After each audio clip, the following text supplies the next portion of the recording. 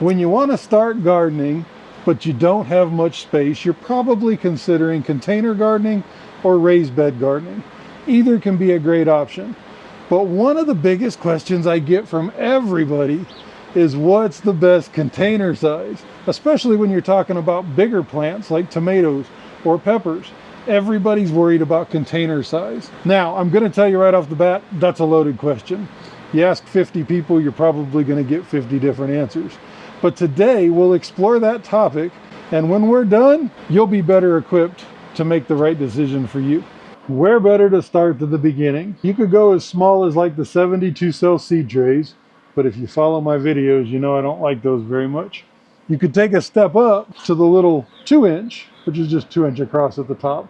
The little 2-inch pots, they work. You could take another step up to a 3-inch pot. That's one that I used last year. And they are very economical. You can buy them in giant sleeves. I think these are 250 from Amazon for pretty inexpensive. Also, what I like about the 3-inch pot is you can write right on it with a Sharpie what it is, and then at the end of the season, just get rid of it. Or you could step up to the 4-inch pot. Spoiler alert, I'm just going to tell you up front, at this stage of the game, planting seeds, this is my pick. There's multiple reasons for this pick. One, it holds enough soil that it doesn't dry out as fast as these little pots. The 3-inch does pretty good too, but the 4-inch, in my opinion, is best. Loosely pack this with my mixed soil. What I do is I go through and I put 4 pepper seeds in one tray.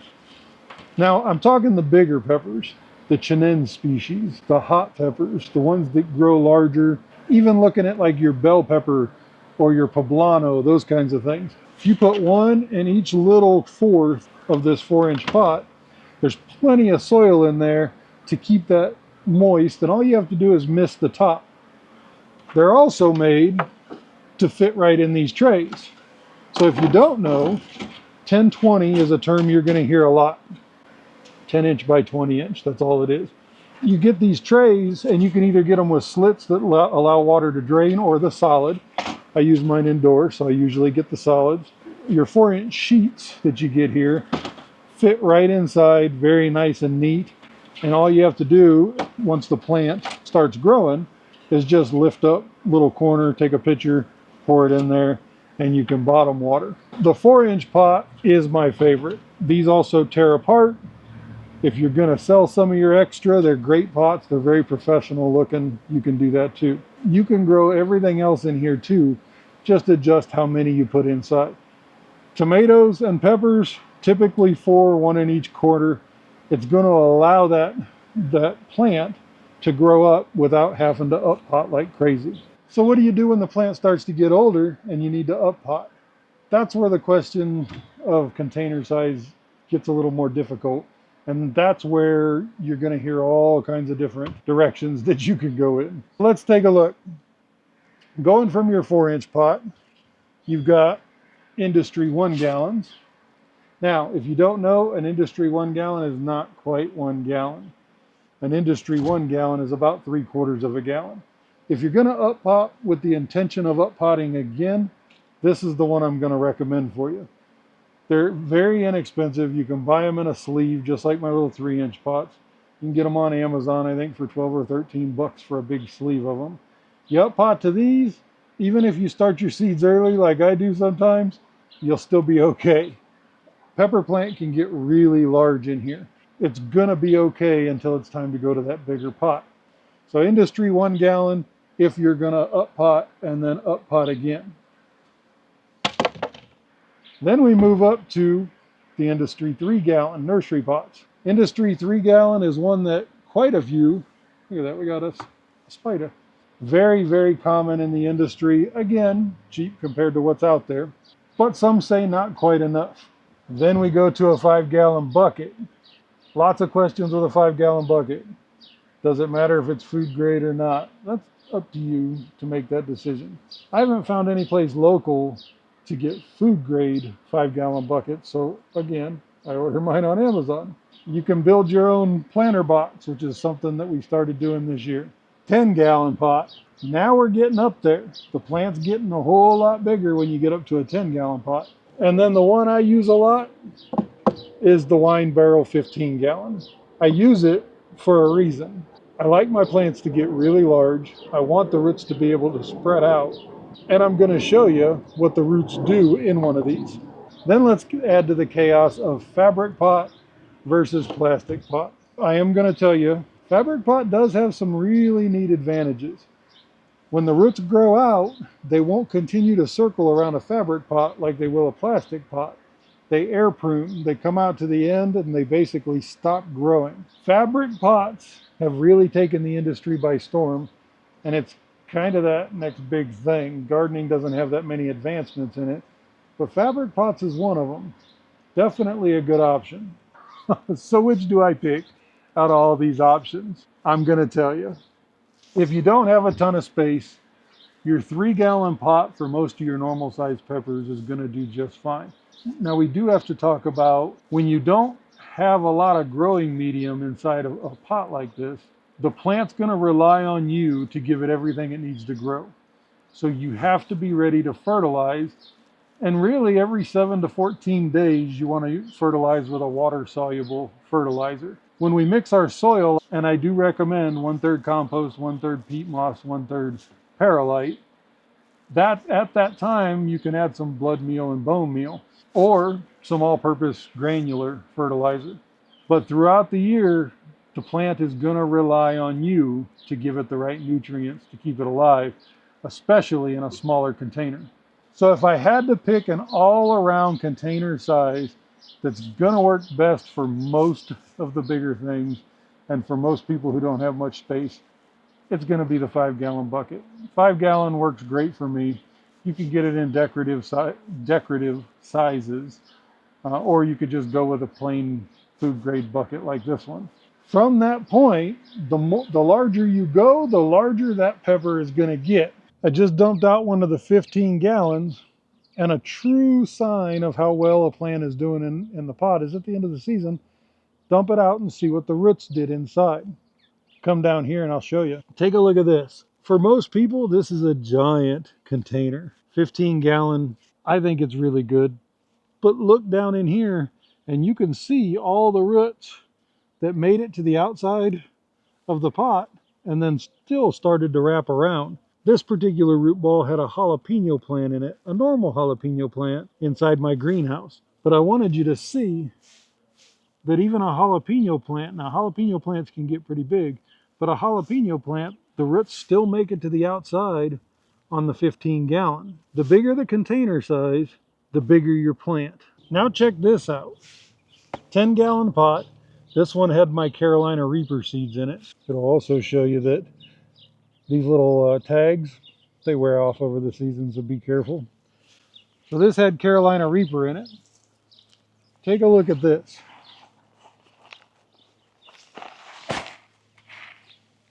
Not much different than what we saw in the 15-gallon.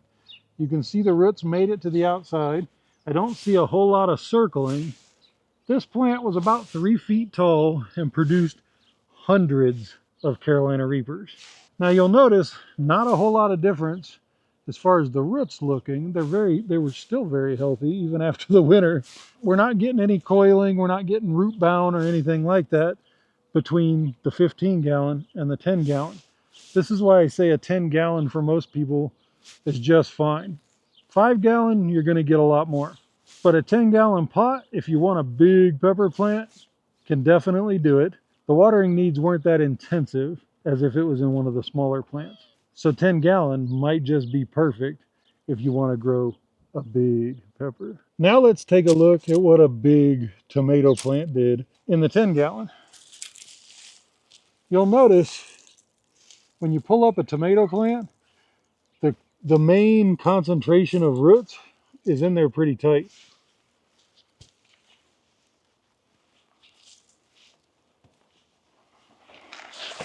The roots made it to the outer part of the soil media, but if you look, they're not as concentrated as they are in my Chinense peppers. If you don't know Chinense pepper, when I say Chinense pepper, It's the super hots, basically. The really hot peppers are in the chinense family, and that's the bigger pepper plants. So if we go through here and we tear this apart, you'll see that, yeah, we do have some roots. So you can see the tomato plants, they do fine in a 10-gallon pot. I still prefer them in a 15-gallon pot just because of watering. So in a 10-gallon pot, a tomato plant in the heat of summer can take a lot of watering. 15-gallon makes it that much better. But the same thing's going to happen.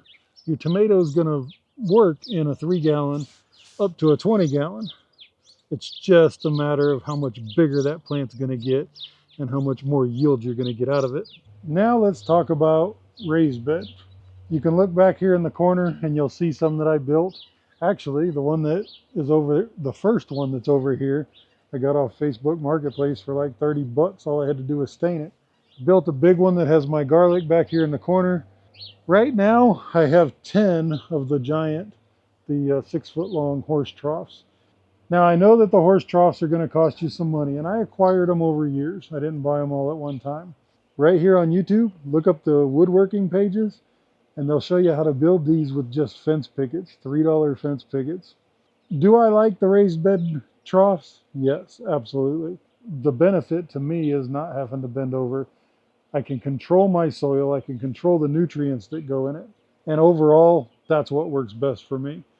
Do I have a preference between the built wooden ones and the steel ones? I went with the steel troughs because I want them to last a long time. As I get older, I want to be able to use them year after year. It just seems to work for me.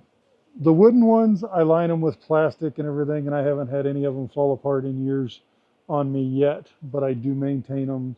I check them out, I tighten screws, I put new stain on. Sometimes you have to do that. So one thing to consider is when you get into the big raised beds, I basically go organic, but I don't add synthetic fertilizers. Pretty much compost, blood meal, bone meal. Sometimes I'll do my mix when I top them off. But you're going to get sinkage in these containers. So pretty much what I do with these guys, I use the hugelkultur method. So I throw any kind of organic material that I've got. I keep a pile of big sticks and branches back here, let them dry out over the years. I'll lay those on the bottom. If I've got leaves, if I've got cut grass, any of that kind of stuff, I'll layer up. And I mean, I'll put a good layer on the bottom. You would easily be safe to go half of this container in depth in your organic material.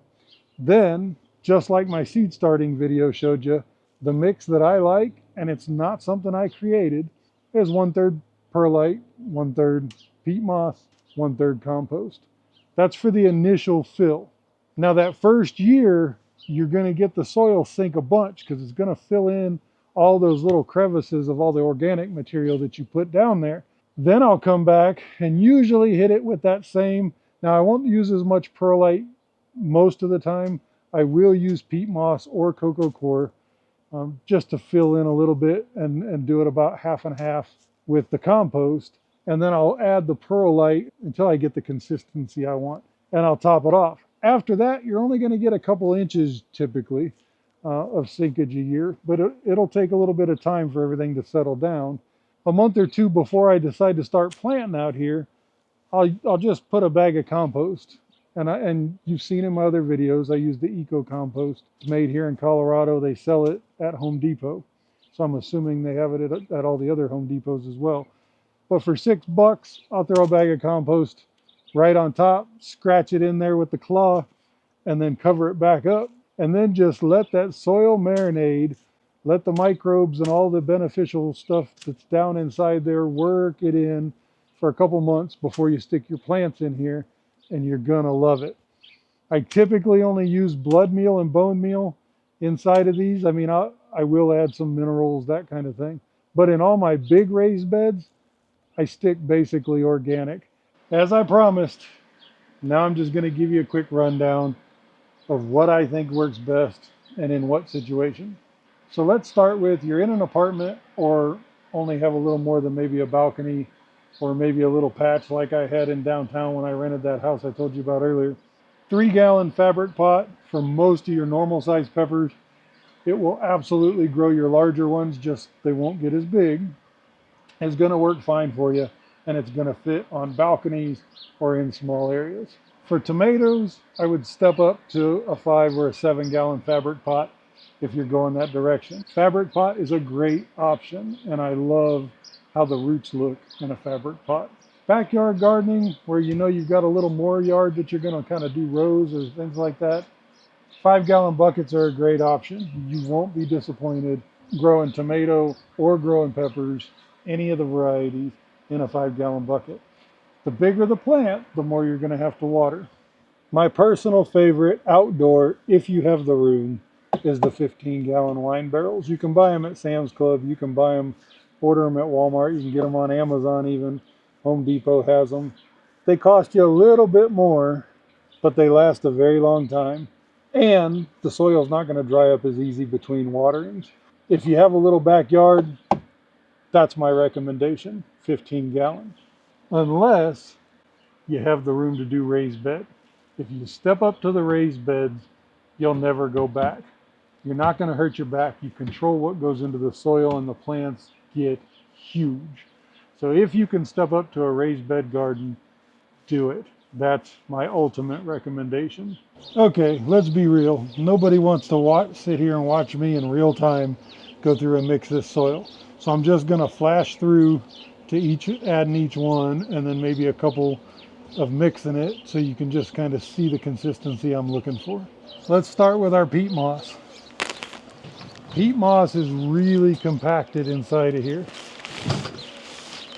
2 bags of the eco compost, and then of course perlite.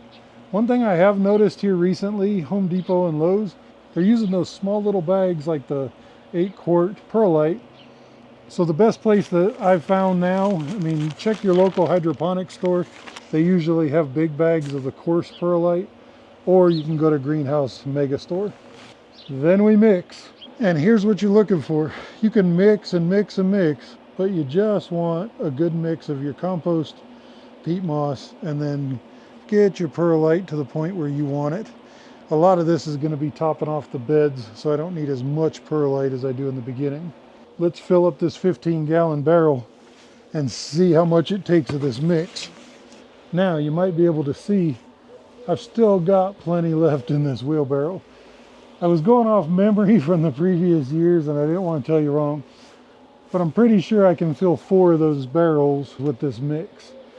But I'll be using it to top off a bunch of my raised beds over here. Anyway, either way, it gives you a good idea how you can save money. Let's run back over to the table.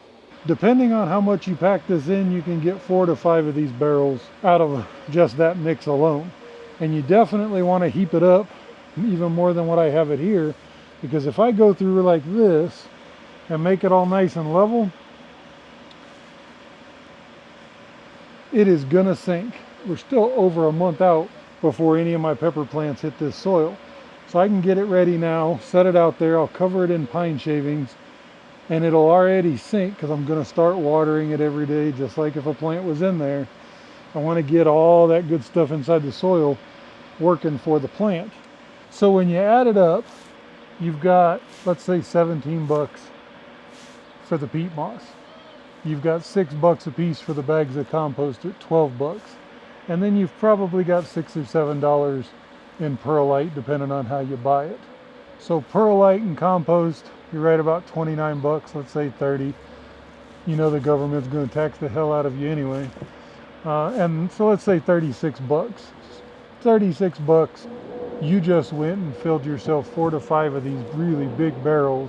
You can put cucumbers, tomatoes, peppers, onion, garlic, anything you want to put in here and anything you want to grow. I even watch people do it with potatoes all the time, but I haven't had any good luck with just barrel potatoes, so I put them in my big raised beds.